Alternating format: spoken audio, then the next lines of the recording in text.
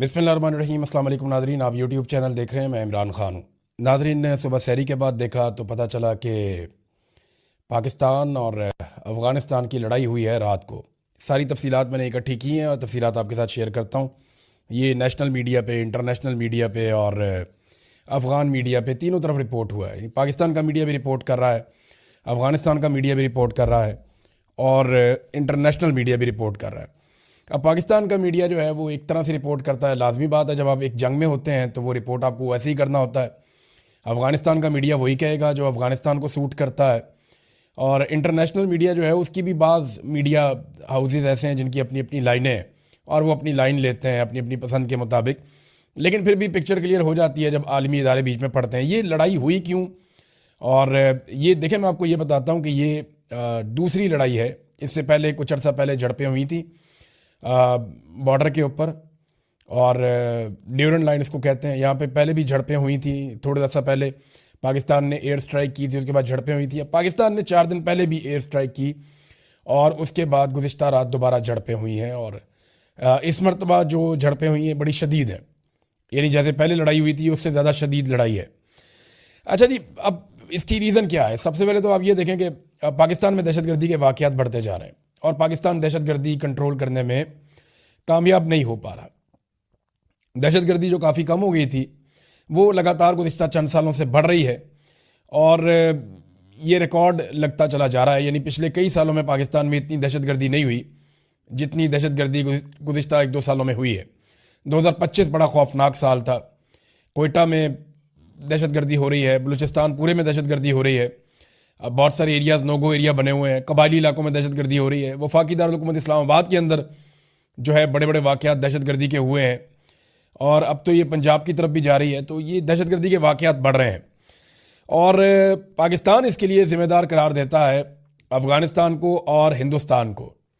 इसमें जो पाकिस्तान की तरफ से ऑफिशियल सरकारी मौक़िफ़ आता है बार बार वो ये आता है कि ये फितनतुल हिंदुस्तान और साथ में अफ़गानिस्तान के अंदर फितनतुल ख़वारिज और ये तहरीक तालिबान पाकिस्तान, और ये इनके ऊपर पाकिस्तान ब्लेम करता है कि ये पाकिस्तान में दहशतगर्दी करवा रहे हैं और इसके पीछे भारत है। पाकिस्तान की जानिब से जो सरकारी मौक़िफ़ है वो ये है। अच्छा, कुछ अर्सा पहले अभी कुछ वाक़यात हुए दहशतगर्दी के जिसमें एक लेफ्टिनेंट कर्नल भी शहीद हो गए। तो उनकी शहादत के बाद काफ़ी गम गुस्सा था पाकिस्तान की सिक्योरिटी फोर्सेज में, और फिर उस शहादत के बाद जिसमें 2 सिपाही थे और एक लेफ्टिनेंट कर्नल शहीद हुए, पाकिस्तान एयरफोर्स ने अफ़गानिस्तान के ऊपर अटैक किया। ये 7 मुख्तलिफ इलाकों में अटैक हुआ इससे चंद दिन पहले, और इसके अंदर जो पाकिस्तान का क्लेम है वो कुछ और है और अफ़गानिस्तान का क्लेम कुछ और है, जबकि एक क्लेम यूनाइटेड नेशन का भी है। पाकिस्तान ने दावा किया कि ये 7 जगहों पे जो हमले किए गए, जिनमें ये पक्तिया में हमले हुए, उसके अलावा नंगरहार में हमले हुए, तो पाकिस्तान ने ये क्लेम किया कि 70 से 80 दहशतगर्दों को मारा गया है पाकिस्तान की एयर स्ट्राइक्स के अंदर, और ये अफ़गानिस्तान के अंदर घुसकर मारा। जबकि अफ़गानिस्तान की जो हुकूमत है उन्होंने कहा जी सिविलियंस का यहाँ पे नुकसान हुआ, तो औरतें और बच्चे जो है वो मारे गए हैं। अब अक़वाम मुत्तहिदा ने 1-2 दिन गुजरने के बाद इसके ऊपर एक रिपोर्ट जारी की और अक़वाम मुत्तहिदा की रिपोर्ट के मुताबिक इन हमलों में 13 सिविलियंस मारे गए, जबकि अफ़गानियों के मुताबिक ये तादाद 20 है। अब उसके बाद जो अफ़गानिस्तान की हुकूमत है, ये तालिबान हुकूमत है, आप जानते हैं, तो उन्होंने ये ऐलान किया था और वार्निंग दी थी या धमकी दी थी कि हम इसका मौका आने पर बदला लेंगे और हम जवाबी कार्रवाई करेंगे। तो गुज़िश्ता रात जो है वो रात थी जब अफ़गानिस्तान ने जवाबी कार्रवाई की और अफ़गानिस्तान ने इसको अनाउंस किया और पूरी दुनिया के मीडिया ने इसको ऐसे ही छापा है कि अफ़गानिस्तान ने पाकिस्तान के ऊपर स्ट्राइक की है, यानी हमला पहले अफ़गानिस्तान ने किया, ये हमला पाकिस्तान ने नहीं किया। और शदीद सरहदी झड़पें हुई हैं बहुत सारे मकामात के ऊपर। दोनों तरफ का जानी नुकसान हुआ है, माली नुकसान हुआ है, भारी हथियार भी इस्तेमाल हुए, हल्के हथियार भी इस्तेमाल हुए। और फिर गुज़िश्ता रात लड़ाई की शिद्दत बढ़ने पे पाकिस्तान की एयरफोर्स को एक मरतबा फिर इस्तेमाल किया गया। पाकिस्तान एयरफोर्स ने कुछ इत्तलात आ रही है कि कंधार और काबुल पे भी कुछ बमबारी की है और कुछ और जगहों पे बमबारी की है। पाकिस्तान के अंदर से जो मीडिया रिपोर्ट्स आ रही हैं या पाकिस्तान की सिक्योरिटी फोर्सेस जो मीडिया रिपोर्ट्स दे रही हैं मीडिया वालों को, उनके मुताबिक तो ये है कि काफ़ी नुकसान इन्होंने अफ़गान तालिबान का किया है। जबकि ऐसी ही रिपोर्टें जो हैं वो अफ़गान तालिबान भी दे रहे हैं अपने मीडिया को, और वो भी बैनुल अक़वामी मीडिया में ये दावे कर रहे हैं। दोनों के अगर आप दावे देखें तो दोनों ने भारी नुकसान किया है। दोनों एक दूसरे के 50 से 70 लोग जो है वो मारने के दावे कर रहे हैं। अच्छा, दोनों जानिब से जो इंफॉर्मेशन मिनिस्टर हैं वो कुरान पाक की आयत पोस्ट कर रहे हैं सोशल मीडिया पे और उसके बाद जंग लड़ रहे हैं। यानी दोनों अल्लाह रब्बुल इज़्ज़त का नाम लेकर जंग लड़ रहे हैं। दोनों मुसलमान मुल्क हैं और बरादर इस्लामी मुल्क हैं और दोनों का बड़ा लंबा अरसा एक बड़ा मोहब्बत का रिश्ता भी रहा। पाकिस्तान ने बड़ी मेज़बानी की है अफ़गानों की, बड़ी मेज़बानी की है। 40 साल तक अफ़गानी पाकिस्तान में रहे हैं और उसके बाद ये अंजाम इस तरह का हो रहा है कि आज दोनों आमने सामने जंग में आ गए हैं। तो ये दोनों की जानिब से एक बहुत बड़ी नाकामी है। अब दोनों ये दावे कर रहे हैं कि हमने नुकसान ज़्यादा कर दिया, दूसरा कहना जी हमने नुकसान ज़्यादा कर दिया। तो एक चीज़ तो मैं आपको बड़ी कैटेगोरिकली बता दूं, दोनों की जो मिलिट्री कुव्वत है उसका अगर आप मवाजना करें तो पाकिस्तान के पास एक रवायती फ़ौज है, एक बड़ी फ़ौज है, एक ट्रेंड फ़ौज है और इसकी बड़ी तारीख है लंबी। अब ये फ़ौज जो है पाकिस्तान की, गो के बहुत सारे लोगों को शिकवा है इस फ़ौज ने पाकिस्तान में बड़ी ज़्यादतियाँ की हैं, बड़े जुल्म किए हैं, पाकिस्तान के अंदर बार बार मार्शल लॉ लगाए हैं, पाकिस्तान के अंदर चीज़ों को कंट्रोल किया है, सियासत में मुदाखलत की है, वो सारी चीज़ें अपनी जगह। लेकिन ये एक ऐसी फ़ौज है जिसके पास जदीद हथियार भी हैं, अर्टिलरी भी है, इसके पास एयरफोर्स भी है, इसके पास मिसाइल्स भी हैं। तो पाकिस्तान की फ़ौज के पास दुनिया के वो हथियार हैं सारे के सारे, इवन एटम बम है, जो किसी भी जदीद फ़ौज के पास हो सकते हैं। अफ़गानिस्तान की फ़ौज को अगर आप देखें तो उनके पास 3 तरह के हथियार हैं। एक हथियार वो हैं जो उन्होंने कहीं से गैर कानूनी तरीक़ों से हासिल किए हुए हैं, यानी उनका अपना भी एक पूरा नेटवर्क है स्मगलिंग का, वहाँ से बहुत सारे हथियार हासिल कर लेते हैं। एक हथियार वो हैं जो अफ़गान फोर्सेस के हथियार थे, जो अमेरिका ने बहुत अरबों डॉलर लगा के एक अफ़गानिस्तान के अंदर फोर्स बनाई थी, बड़ी तगड़ी फोर्स, और उन्होंने कहा था जी ये फोर्स अफ़गानिस्तान को संभालेगी। अब वो फोर्स के लोग जो हैं वो अफ़गान तालिबान की फ़ौज में, तो वो जो फोर्स को जितने भी हथियार दिए गए थे, गाड़ियाँ, टैंक, हथियार, जो कुछ भी था, वो सारा कुछ भी अब अफ़गानिस्तान की फ़ौज के पास है। और नंबर 3, जो हथियार अमेरिका छोड़ गया वहाँ पे बहुत बड़े पैमाने पे, वो भी इस वक्त अफ़गानिस्तान के पास है। अफ़गानिस्तान के पास कोई प्रॉपर एयर फोर्स नहीं है। छोटे हथियार उनके पास बहुत सारे हैं, बड़े हथियार उनके पास उतनी बड़ी मिकदार में नहीं है। लेकिन एयरफोर्स उनके पास प्रॉपर नहीं है, लेकिन कुछ तैयारे उनके पास हैं, लेकिन लड़ाका जेट नहीं है और थोड़े बहुत हेलीकॉप्टर हैं, लेकिन ये आप उनकी एयरफोर्स ना होने के बराबर है। ये वही हालत है जैसे ईरान की हालत है, उनके पास भी कोई एयरफोर्स एज सच नहीं है, तो अफ़गानिस्तान के पास भी नहीं है। तो पाकिस्तान का रवायती लड़ाई के अंदर वो मुकाबला नहीं कर सकते। देखिए, जो अफ़गानिस्तान का एक पैटर्न है ना लड़ाई का, वो अपने एरियाज को खाली कर देते हैं हमेशा। यानी अगर पाकिस्तान की फ़ौज चाहे तो मेरे ख्याल में पाकिस्तान की फ़ौज 2-4-5 दिन लगाए तो काबुल तक चली जाए और वो सारे एरियाज ले ले। तो वहाँ आप ले तो सकते हैं, लेकिन फिर आप उसको कंट्रोल नहीं कर सकते। उसकी वजह यह है कि ले तो अमेरिकन ने भी लिया था, नेटो की सारी मुल्कों की फ़ौज आ गई थी, उन्होंने आकर अफ़गानिस्तान पे अपनी तरफ से वो पूरा कब्जा ले लिया था। लेकिन 20 साल उसके बाद वो वहाँ पे मार खाते रहे, क्योंकि ये जो तालिबान है ना, इनके पास एक ही हिकमत अमली है और उसको गुरीला वॉर कहते हैं। ये गुरीला वॉर के मास्टर हैं। इन्होंने गुज़िश्ता 50 साल तकरीबन गुरीला वॉर में गुजारे हैं। यानी जब सोवियत यूनियन आया, रशिया, उसके साथ इन्होंने लंबा अरसा गुरीला वॉर लड़ी, उनको शिकस्त दी। उसके बाद कुछ अरसा इनकी हुकूमत रही, फिर नेटो आ गया अमेरिका लेकर, तो उनके साथ भी इन्होंने 20 साल तक वही गुरीला वॉर लड़ी। तो इनको गुरीला जंग लड़ने का लगभग 50 साल का तजुर्बा है। तो ये सामने से आकर वो उस तरह की लड़ाई जो है रवायती लड़ाई है वो नहीं लड़ेंगे, लंबी लड़ाई अफगानिस्तान नहीं लड़ सकता। लेकिन हाँ, ये गुरीला वॉर का यानी दहशतगर्दी के वाक़यात बढ़ जाएंगे, कुछ सिविलियन की शहादतें हो जाएंगी, कोई ये खुद कुछ हमले बढ़ जाएंगे, कोई इस तरह की चीज़ें जो हैं ये उनका हथियार है जो गुरीला वॉर के अंदर वो इस्तेमाल करते हैं। तो अब नादरीन, दोनों के सोशल मीडिया के ऊपर अलग अलग किस्म की वीडियोस भी चल रही हैं। अच्छा, सोशल मीडिया पे बहुत सारी वीडियोस ऐसी चल रही हैं दोनों तरफ से जो जाली हैं।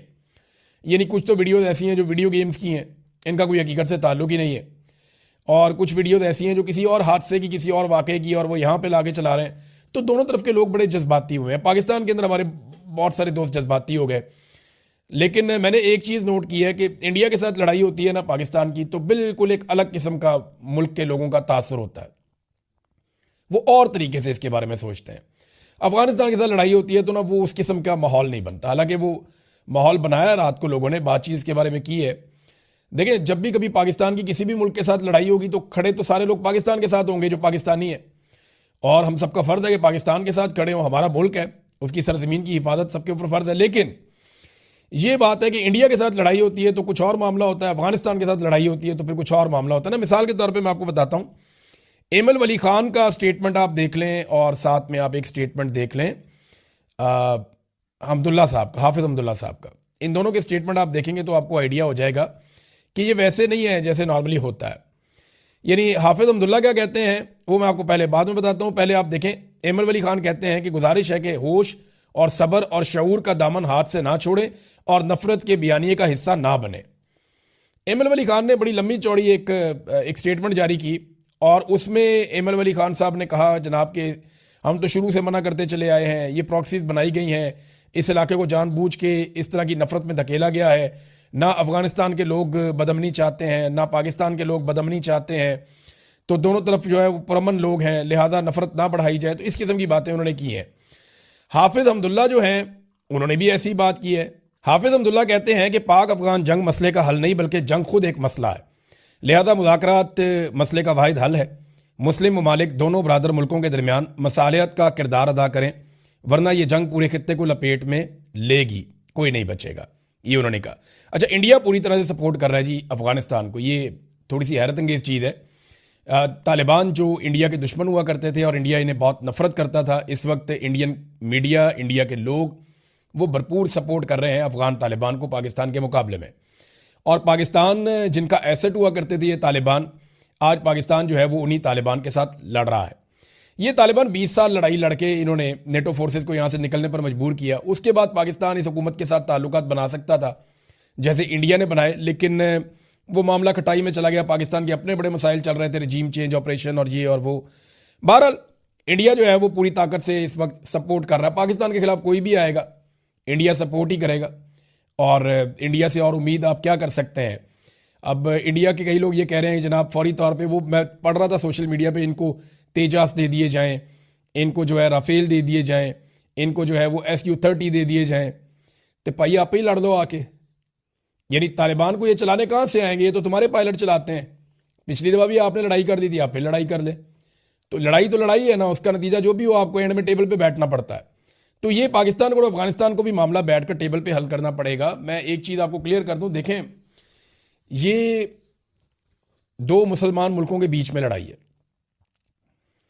और दोनों लोग जो हैं वो कलमा गो हैं और दोनों अल्लाह का नाम लेकर लड़ रहे हैं। दोनों ने जो है वो कुरान पाक की आयत भी पोस्ट की हैं, उसके बाद उन्होंने लड़ाई लड़ी है। तो दोनों तरफ से जो लोग इस जांबाक होंगे दोनों को शहीद भी कहेंगे, वहाँ की हुकूमत भी कहेगी, यहाँ की हुकूमत भी कहेगी। तो इसके अंदर जो है वो मुसलमानों का नुकसान है। दो मुसलमान मुल्क आपस में लड़ रहे हैं और जो दुश्मन है वो तो खुश होंगे कि ठीक है, अच्छा हुआ ये आपस में लड़के मरे। देखें ना, जो तमाशा देखने वाले हैं वो तो हज़ारों मील दूर बैठ के तमाशा देख रहे हैं। तो ये अफगानिस्तान की और पाकिस्तान की दोनों की ये रिस्पॉन्सिबिलिटी थी कि ये दहशतगर्दी को ख़त्म करने के लिए मिलकर कोऑर्डिनेशन के साथ काम करते। दहशतगर्दी पाकिस्तान में बहुत ज़्यादा बढ़ रही है, अफगानिस्तान में भी वाक़यात होते हैं।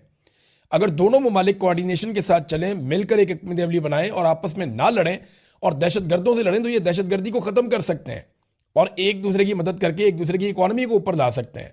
दोनों के अवाम तरक्की कर सकते हैं। लेकिन मुझे पॉजिटिविटी नज़र नहीं आ रही, क्योंकि देखें ना, अमेरिका के मफादात कुछ और हैं, भारत के मफादात कुछ और हैं, तालिबान के मफादात कुछ और हैं, पाकिस्तान की मिलिट्री एस्टेब्लिशमेंट जो है वो कुछ और सोचती है। तो ये लड़ाइयाँ चलती रहती हैं इस तरह। नाज़रीन, पाकिस्तान तहरीक इंसाफ का स्टेटमेंट आप सुन लीजिए, क्योंकि कल पाकिस्तान तहरीक इंसाफ को गद्दार भी करार देना है सबने मिलकर, और ये सारी पॉलिटिकल पार्टीज बहुत जल्दी ये कहेंगे कि पाकिस्तान तहरीक इंसाफ गद्दार है और पाकिस्तान तहरीक इंसाफ ने जो है वो गद्दारी की है। और इस दफ़ा ये जाके तालिबान के साथ खड़े हो गए, पहले ये जाके इंडिया के साथ खड़े हो गए। तो तहरीक इंसाफ जो है वो बड़े सियाणे हैं, उन सब ने स्टेटमेंट दे दिया। देखिए ना, एमल वली खान ने जंग के खिलाफ स्टेटमेंट दिया, उन्होंने कोई किसी किस्म का जज्बाती स्टेटमेंट नहीं दिया। फजलुर रहमान साहब की पार्टी ने जंग के खिलाफ स्टेटमेंट दिया, हाफिज अब्दुल्ला ने किसी किस्म का कोई जज्बाती स्टेटमेंट नहीं दिया। लेकिन पाकिस्तान तहरीक इंसाफ ने फौरी तौर पर जो स्टेटमेंट दिया मैं आपको बता देता हूँ। पाकिस्तान के खिलाफ अफगानिस्तान की इश्तियाल अंगेजी का भरपूर जवाब दिया जाएगा। अफगान तालिबान रजीम ने पाकिस्तानी सरहद पर बिला इश्तियाल हमले किए हैं। जवाब में पाकिस्तान ने अफगान तालिबान रजीम के खिलाफ ऑपरेशन गज़बुल हक का आगाज़ कर दिया है और दुश्मन की बिला इश्तियाल जारहियत के खिलाफ सिक्योरिटी फोर्सेज सरहदों पर मौसर जवाब दे रही हैं।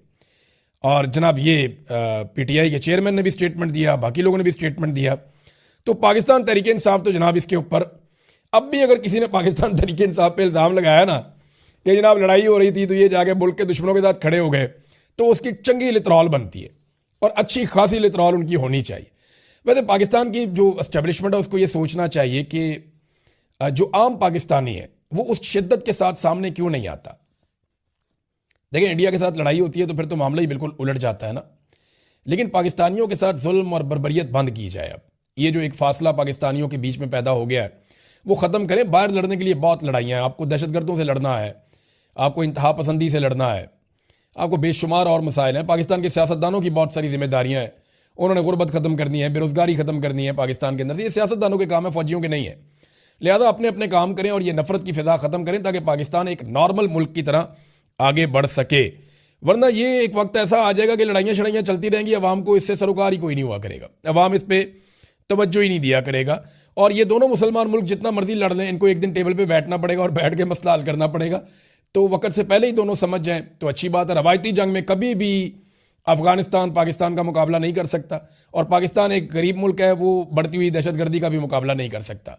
लिहाजा दोनों के मफाद में नहीं है, दोनों को कुछ ना कुछ करके इसका हल निकालना चाहिए। यही अक्लमंदी है। बहरहाल जज्बाती बातें आप जितनी मर्जी कर लें। नाज़रीन, फौरी तौर पे कराची में, लाहौर में, वफाकी दारुल हुकूमत में और अहम जगहों पे जो है वो सिक्योरिटी हाई अलर्ट कर दी गई है, क्योंकि दहशतगर्दी का ख़तरा है और इस किस्म के खदशात हैं कि खुदा न खास्ता दहशतगर्दी के वाक़यात बढ़ सकते हैं पाकिस्तान में। भारत ऐसी सूरत हाल से हमेशा फ़ायदा उठाता है, हो सकता है वो फ़ायदा उठाने की कोशिश करे। लिहाजा ज़्यादा विजिलेंट रहना पड़ेगा, पाकिस्तान की पुलिस को अहम किरदार अब अदा करना पड़ेगा। नाज़रीन, ईरान और अमेरिका के बीच में भी एक पंगा चल रहा है। अच्छा, पाकिस्तान के अंदर ना हम एक और फिरकों में भी बटे हुए हैं। एक फिरका बड़ा खुश होता है हम अफगानिस्तान से लड़ते हैं तो, दूसरा फिरका बड़ा खुश होता है हम ईरान से लड़ पड़ें तो। अच्छा, एक फिरका नाराज हो जाता है ईरान से लड़ाई हो तो एक फिरका जो है वो परेशान हो जाता है अफगानिस्तान से लड़ाई हो तो हम ना थोड़ा सा ये बन के सोचते नहीं है कि हम पाकिस्तानी हैं। और वैसे भी पाकिस्तानियों को तकसीम इतना किया पाकिस्तान की मिलिट्री एस्टेब्लिशमेंट ने कि अब पाकिस्तान के अंदर इतनी पोलराइजेशन हो गई है कि वो कंट्रोल ही नहीं हो रही। तो मिलिट्री एस्टेब्लिशमेंट बाहर निकले और पाकिस्तानियों को पाकिस्तानियों की तरह सोचने का मौका दे तो मेरे ख्याल में सूरत हाल बेहतर हो जाएगी। नाज़रीन, ये 3 शराइत अमेरिका ने रखी हैं ईरान के सामने जिनेवा में जो मुज़ाकरात हो रहे हैं, और बड़ी कड़ी शराइत उन्होंने रख दी। नंबर 1, उन्होंने कहा जी ये सारी जो आपकी साइट्स हैं एटॉमिक, ये सारी की सारी हमेशा के लिए बंद करें। नंबर 2, उन्होंने कहा जो भी आपने अब तक काम डाला हुआ है ना वो सारा सामान हमारे हवाले करें, यानी जो चीज़ें भी आपने बनाई हैं अब तक, जो मवाद आपके पास है वो सारा हमारे हवाले करें। नंबर 3, उन्होंने कहा ये मुआहिदा जो होगा ना ये फिर हमेशा के लिए होगा, इसकी कोई मुद्दत नहीं होगी, आप कभी भी ये चीज़ें नहीं बना पाएंगे। ये बड़ी कड़ी शराइतें जो रख दी हैं। देखें अब इसके ऊपर क्या होता है। एक स्टेटमेंट पॉलिटिकल भी है मेरे पास, इमरान खान साहब के बेटों ने कुछ क्लिप उनके सामने आए, BBC को इंटरव्यू दिया। उन्होंने कहा जी कि इमरान खान को 23 घंटे ऐसे सेल में रखा जाता है जहाँ सूरज की रोशनी नहीं आती, उनकी ज़िंदगी को हकीकी खतरा है। ये लोग इमरान खान की मेडिकल रिपोर्ट्स देने से भी इनकारी हैं। हमारी 2 हफ्ते पहले फ़ोन पर बात हुई है इमरान खान साहब से, अपने वालिद से। हमें 2 बार खबर मिली कि आपके वालिद जेल में वफात पा चुके हैं। इस वक्त मेरे वालिद की ज़िंदगी को ख़तरा है और हम इससे बहुत परेशान हैं। ये इमरान खान साहब के बेटे जो हैं वो इंटरव्यू दे रहे हैं। कासिम ने कहा, और कासिम के साथ दूसरा भाई भी सलमान, ये दोनों मौजूद थे और उन्होंने इंटरव्यू दिया BBC को। तो जो तफसीली इंटरव्यू आता है, तो क्योंकि इनकी बात हुई है इमरान खान साहब से, ये बहुत कुछ जानते हैं, इनका जो तफसीली इंटरव्यू है वो मैं देखता हूँ और देखने के बाद उसका फिर आपके सामने हम रखेंगे नेक्स्ट वीलॉग में। और उम्मीद करते हैं जैसी लड़ाई